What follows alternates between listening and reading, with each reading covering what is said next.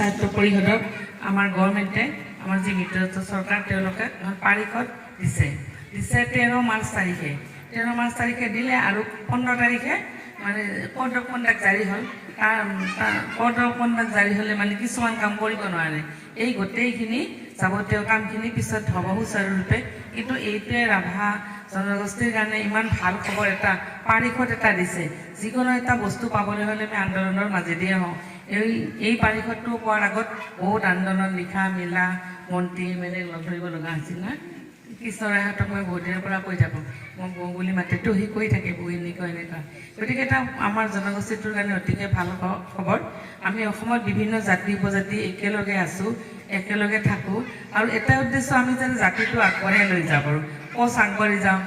ৰাভা আগবাঢ়ি যাওঁ বড়ো জাতি আগবাঢ়ি যাওঁ মানে আগবাঢ়ি যোৱাতে উদ্দেশ্য আৰু আমাৰ যিখন চৰকাৰ আছে দিছপুৰত এই চৰকাৰখনেও বিচাৰে আমাৰ সকলো জাতি জনগোষ্ঠীবিলাক আগবাঢ়ি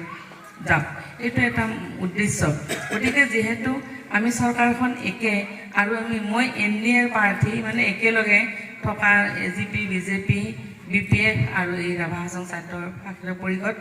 আমি একেলগে থাকি উন্নয়ন কৰিবলৈ হ'লে একেলগ হৈ থাকিব লাগিব আমাৰ মাজত কোনো ভাঙন নাই সেইকাৰণে আমি ভাবিছোঁ এওঁলোকে আমাক সমৰ্থন দিছে আপোনালোকে আমাক সমৰ্থন দিছে গতিকে আমাৰ অতিকে ভাল খবৰ এতিয়া আমাক সমৰ্থন দিব যেতিয়া মই